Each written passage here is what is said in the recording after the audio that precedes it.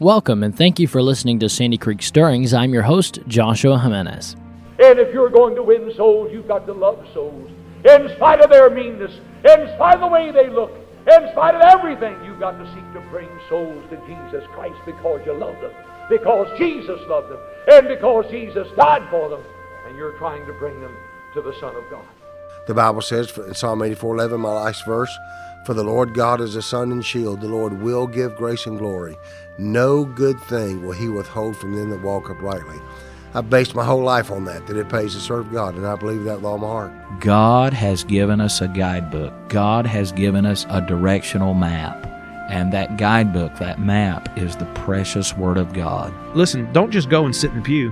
Find some way to serve, and serve as a family. Be a part of everything at church. And when you learn to love what God loves, your children will learn to love it as well. Homes are not that spiritually strong. We're getting overtaken by the world quickly, but unfortunately, we're pumping all the sewage in.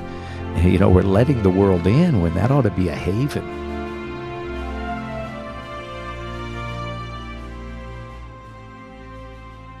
I pray and hope that your week is going as well as mine. We're having a phenomenal time here in High Springs, Florida, watching God work and seeing Him provide.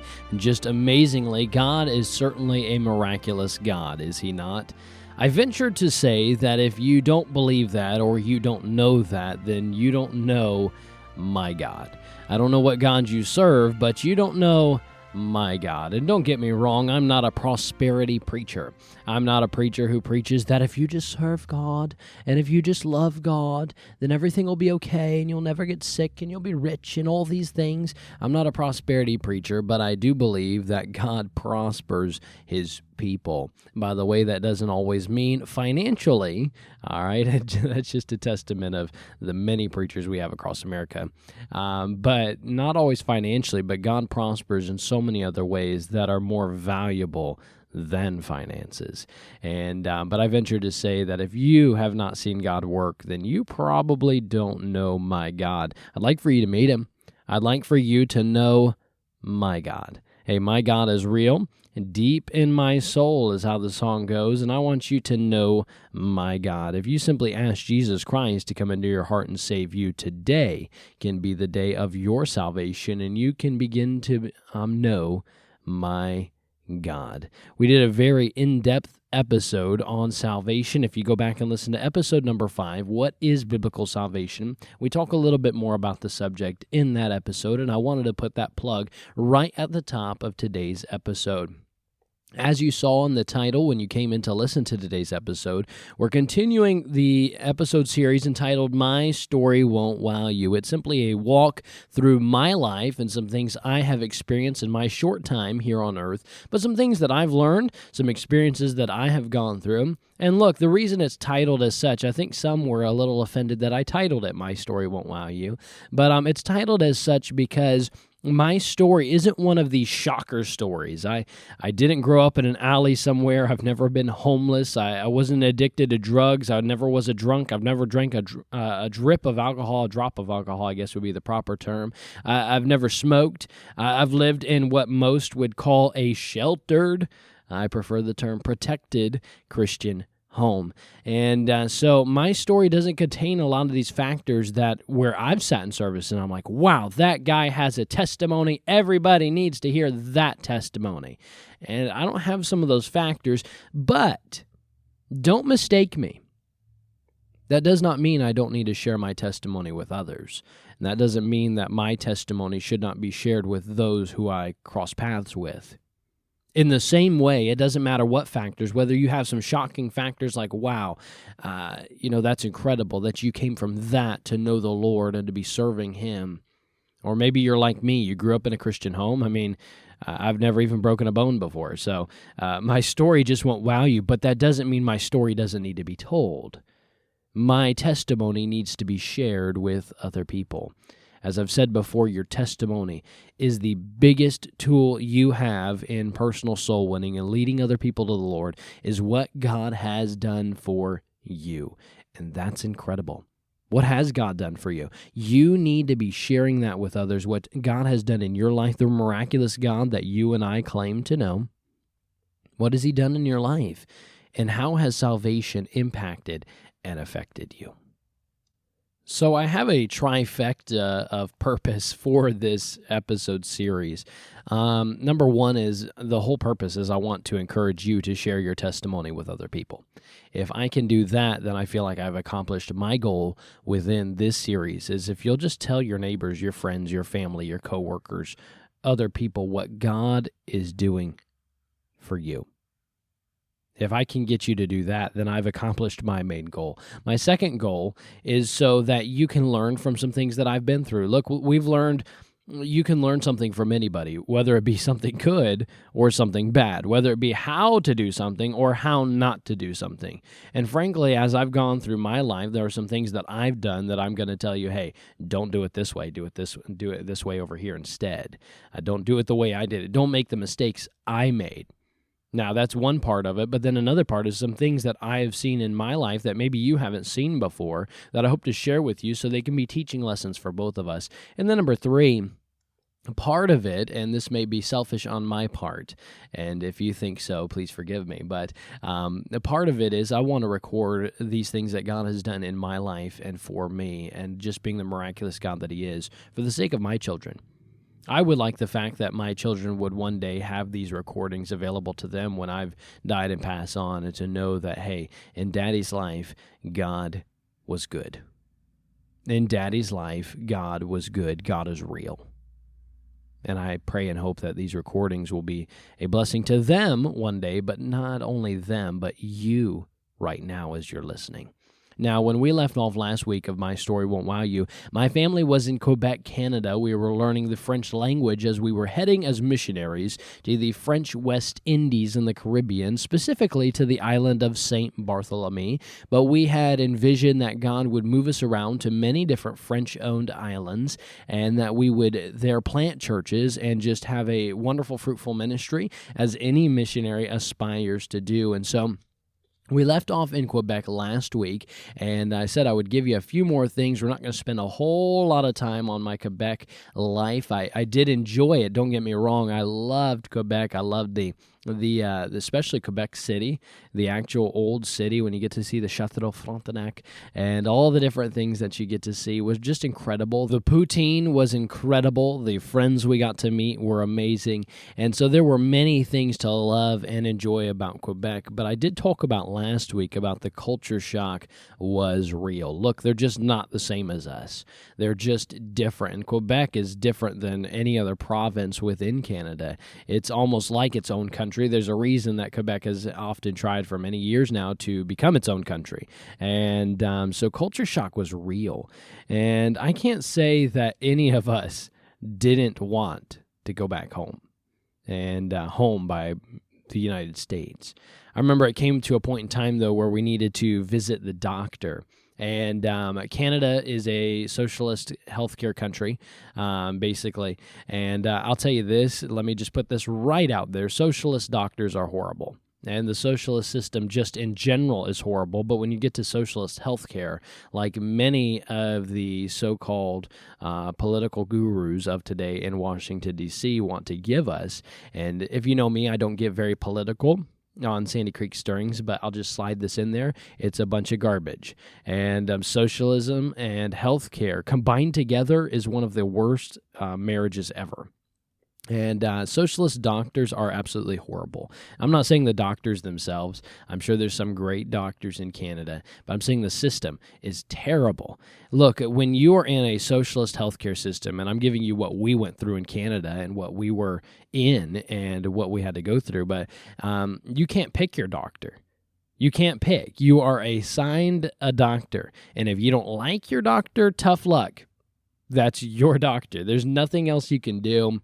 You really can't transfer. It's just not an option. That's the way socialist healthcare works. And I don't know. Maybe they've updated something since then. Maybe Canada changed their socialist healthcare. I seriously doubt it. But maybe they changed it. That was 12 years ago. So who knows? Maybe something changed. But when I was there, you weren't allowed to pick your doctor. Your doctor was like a medicine prescribed to you, and if you didn't like it, it didn't really matter. If you wanted to see a doctor, that's who you saw. In fact, there was a family we knew their son had a birthmark, I believe, on his leg, and a doctor, I believe from the United States, was visiting or something along these lines, and said, you really need to get that checked out. It could be cancerous. It could lead to that. And so they went back up to Canada and took him to the doctor. And they got there to the doctor, and the doctor barely glanced at it and said, "Oh, it's not a big deal. There's nothing to worry about," and basically walked away. And they didn't have another option. So I believe they raised some money, went to the United States, and got it taken care of there. But that's just the reality of socialist healthcare. It does not work. And most of these people, look, I was managing the hardware store, and this is further down in my story, but I was managing the hardware store just a few years back, and a lady came in, and she was from England, or so she said. Actually, she had only visited England and lived there for a little bit, and she loved socialism. She loved the socialist healthcare. And if you know me, I'm not a big politic talker. I typically like to talk about other things rather than politics, but I'll if pushed far enough, I'll get pretty far into the political rabbit hole. And she was talking about how wonderful socialist healthcare was, and as I began talking to her, it became very apparent she had actually never been through socialist healthcare. Like, she had never actually been. She may have visited another country, but she had never actually gone through the socialist healthcare system. And so many people out in America are fooled. So many of these politicians are fooled by the socialist healthcare. It may sound good on paper. Look, we're all sharing the bills, kind of makes, I don't know, it almost sounds a little good. And but it does not work. It just doesn't. And anybody who's been through socialist healthcare will never go back again. And so that's just a little side note there on my story, but socialist healthcare does not work. And so it was time for us to go to the doctor, and we decided we were going to cross the border into the United States, just go to the doctor there, make it a little bit easier, and then get everything done and get back across the border to continue our learning of French. And so we packed up and we drove to Jackman, Maine is where our destination was. We were going to go camping, have a little family vacation per se. And I remember we got close to the border and just all of us were excited because we were crossing the border back into home. We're talking English. We're talking, American food. We're talking, people, just culturally are the same as us. We were excited. And I remember we pulled up to the border in our red van, and we pulled up to the border, and the border guard checked everything, passports and all that, and checked everything, and then he looked at Dad, who was driving, and he said, "Welcome home." And we pulled out of that border crossing, and I remember Dad and Mom, they were just crying. Tears were just streaming down their face. Culture shock was real. And in that moment, to have somebody say welcome home was just like the cherry on top. And I remember we were just excited to be back in the United States for a little while. Went to Jackman, Maine. Went camping, got to the doctor. By the way, if you're ever up in Jackman, Maine, there's a little gas station, at least it was there 12 years ago. Maybe it's not there, I don't know anymore. But 12 years ago, there was a little gas station called Bishop's. And Bishop's will have the best Philly cheesesteak you'll ever eat, especially if you've been in another country for about 8 months. And just a phenomenal Philly cheesesteak. And so we ate the Philly cheesesteaks. It was great. Went camping. We about froze to death because I think it was like in March and it's freezing, or maybe it was, I don't know what it was, but I remember it was freezing. And so we got back and everything went well, got back across the border and back to Quebec. And that was Quebec life. And we had a good time. We made what we could of it and just tried to learn the French language because this was just a short pit stop to the ultimate destination of the mission field that we'd been preparing for. And so after a year and a half of language school, Dad said, "You know what? Enough's enough. Let's go." And so we packed things up, drove all the way back down to Florida, and said goodbye to the Quebecois people, the church that had taken such good care of us. And we said goodbye to everybody and headed back to Florida in September of 2010. And we began to busily prepare everything. You had to go down to Miami and get all the paperwork done, the passports, everything that you needed to go live in another country. We had to get all that paperwork submitted. And some people may say, well, you left Quebec in September and you didn't leave we finally left for the field in April of 2011. What took you so long? It wasn't what took us so long. It's what took the government so long to provide us with the paperwork so we could go overseas. And a lot of people don't realize how much paperwork a missionary does. Paperwork, visas, driver's license, passports, birth certificates. I mean, you need everything and some extra stuff. And it's just so difficult, all the paperwork you have to file. If you know a missionary that's preparing to head to the field, be praying for him that the paperwork will go through. There are some missionaries I know right now in Kenya who it took them forever just to get a driver's license. I think it was several months that they went without a driver's license in Kenya, weren't able to drive because the paperwork issues, and they didn't have a driver's license in Kenya. It had expired. Paperwork is something that missionaries deal with. If you know anything about paperwork, it'll drive you bonkers. And a good Christian term there, bonkers. And but we began packing up, getting everything ready to go. And on April 25th of 2011, so 10 years ago, Dad and I drove down to Miami, Florida. It was there that we would leave out and we would fly out to Puerto Rico. From Puerto Rico, we'd catch a connecting flight to St. Martin. And from St. Martin, you could either take a 30-minute ferry ride or about a 10-minute plane ride. Well, actually, the ferry was about 45 minutes, if I remember correctly. And you'd take about a 10-minute plane ride if you preferred to our ultimate destination of St. Bartholomew, known as commonly St. Bart's. And so we drove April 25th down to Miami and stayed with some family friends, and we're going to leave out early the next morning to go ahead and fly to the connecting flights and get all the way over to St. Bart's. We were going to go over about 2 weeks ahead of the rest of the family and get everything prepared. We had been on the phone, been calling around. We had some of my grandmother's family, some of her sisters, some of my would that be great uncles? Great uncles? I'm not sure. And but great uncles were there, and so we had some family looking around. Hey, what are you looking for as far as a house and everything? And so we ended up finding a little 800 square foot home. It had 2 bedrooms, and that was small. It had AC in the bedrooms only, and we had to pay the electric bill and everything as well. So we're talking about those AC air conditioners never ran during the day. Basically, it was only at night, and just a hot place. But 800 square foot home, 2 bedrooms, and of course there's my parents and then us 6 kids, and so 6 of us kids were in 1 bedroom and a tiny bedroom, and that's a story for a different time. But we decided, we'd go ahead 2 weeks ahead of time and get everything prepared for the family. And so there we were, April 25th.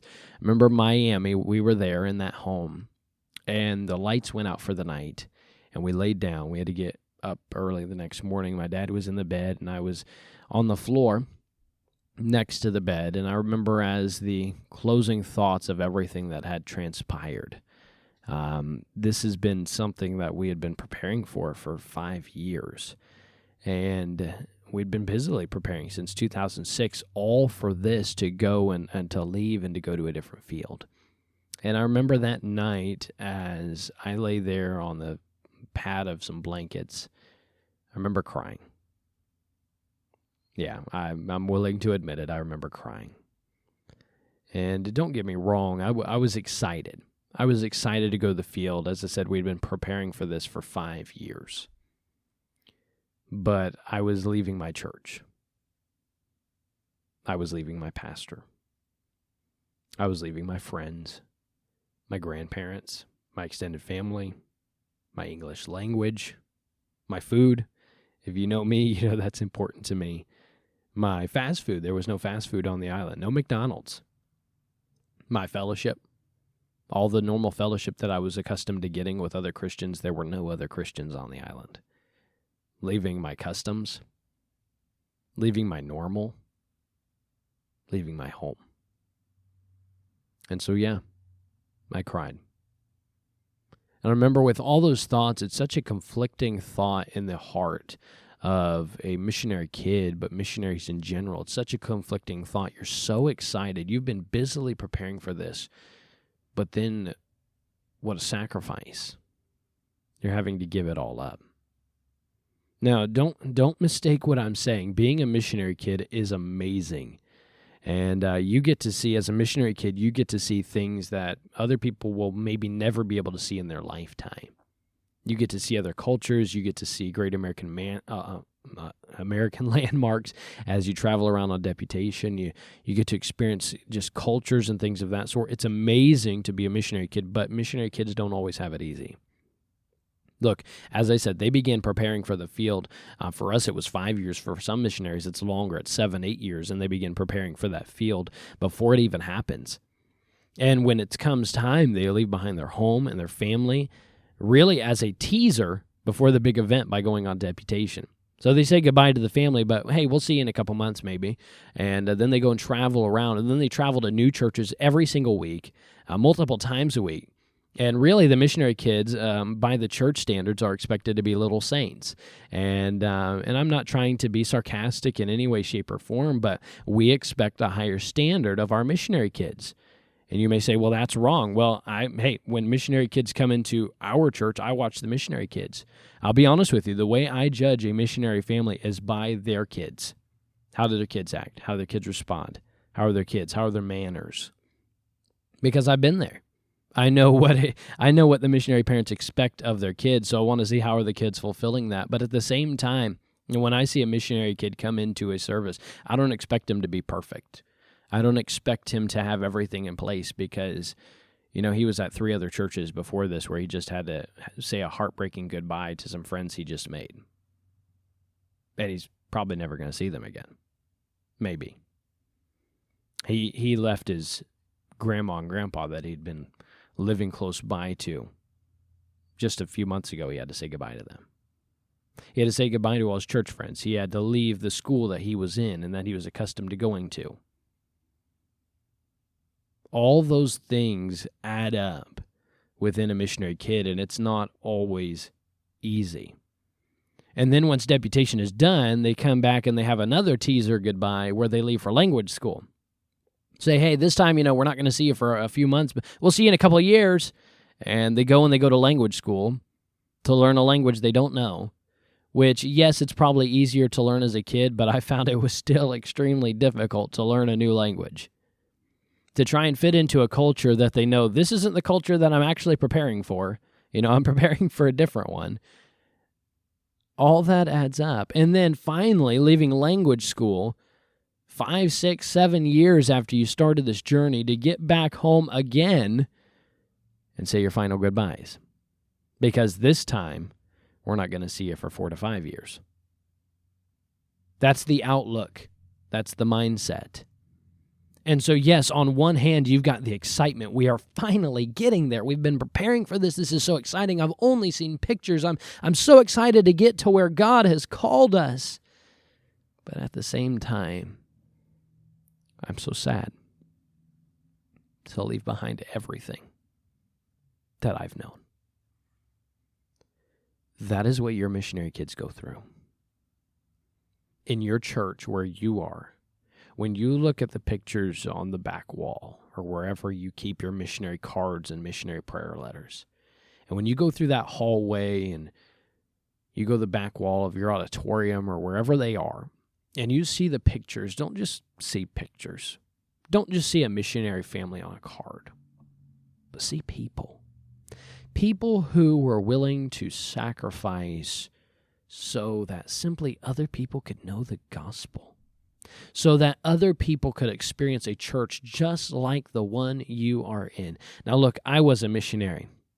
Missionaries are just normal people. They're just like you and me, except God called them somewhere different. They are normal people. And I don't say this in any way to promote myself, but I'll tell you who my heroes are. My heroes are the missionaries, because I know what it's like to have that sacrifice. And look, there are missionaries who have been gone now 5, 6, 7, 8, 9. I know a missionary who was gone 10 years before they were finally able to come back for a furlough to see family and everything. They sacrifice so much. They are literal Christian heroes. What sacrifice? And all that weighs in on the mind of a missionary kid. I remember we woke up the next morning, boarded the flight, got to Puerto Rico, got to St. Martin, then took a little plane, a little 6-seater plane, known as one of the most dangerous airports in all the world, and but it's the St. Bart's. If you ever look it up, and you might want to do so on YouTube, the airport in St. Bart's is a small, short little runway. And as you're flying in, remember, St. Bart's, I don't know how much detail I've given about it up to this point, but in our next episode, I'll give a lot of details about St. Bart's, the culture, what we were living like, how did that go. And so I'll give that next episode of My Story Won't Wow You. When that will be, I'm not sure, but it'll be in the next episode of the series. And but St. Bart's was only an 8.5 square mile island. It was super, super, super, super small. You could do the entire loop of the island in about half an hour, a little under. And but at one of the most dangerous airports in the world. In fact, if you look up on YouTube or wherever St. Bart's Airport or St. Bart's airplane landing, basically what happens is you're in a small little 8-seater plane and you're flying over. And what you're going to do is as you fly into the island, there's a mountain. And you're going to go down the mountain with the airplane, and you're going to pass just above the road, about 10 feet above the top of cars and people standing on the road. You're going to go down the mountain. You're going to pull up to try and hit the mark on the runway because it's a super, super short runway. In fact, I think you have to have a special license to land in St. Bart's. It's a super short runway. And if you miss that mark on the airport, a big white line, if you miss that mark, you better gun it. And get back in the air again and try again. Because if you don't gun it, if you try to make it stick, you will end up in the water because there's a beach at the end of the runway. Whoever had that idea, I have no idea why they put the airport right there. I think it was the only spot available. But yeah, you had to be careful because there was a beach literally at the end of the runway. And my dad's dad, my grandpa, he had taken that flight before. He was a pilot. He landed in St. Bart's many times. And there was one time where he missed the mark and he threw on, I guess, what might equate to the emergency brake on the plane and locked up. Tires blew out and they almost ended up in the water. They ended up nose down in the sand, but they almost landed in the water. And a very dangerous airport. And so I remember we took that flight, had a great time, and there we were, St. Bart's. Everything that we'd prepared for up to this point was now here. And that was so exciting. I remember the joy of finally being there. This is a place that my parents had visited. I had seen pictures of, but I had no idea what to really expect. And there we were, got off the plane. I remember the hot breeze. And people talk about the island breeze. I don't know what you mean. It's hot. Like, it's hot to begin with, but then the breeze is hot. It's not a cooling breeze. I don't know where people get this, at least in my opinion, in my perspective. Maybe it was where we were at in the Caribbean. But it was a hot breeze. And it's not like this island cool 60-degree breeze. It's still hot. At least the wind's blowing. I'm thankful for that. But I remember we got off and that hot breeze hits you in the face. And anybody who knows me, I'm not a big heat guy. I like the AC on freezing. And I love the snow. You've heard that many times throughout this series.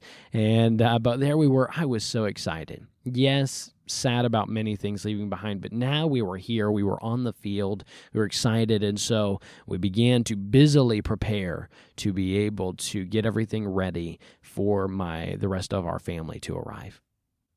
We had a small container of things that we had shipped over ahead of time, and so we were able to get some boxes out, and our family packed everything we owned, which wasn't a whole lot, surprisingly, in some boxes, and we had our car shipped over from the United States, and just, wow, what an incredible journey that was. We'll talk a little bit more about that in the next part of this series.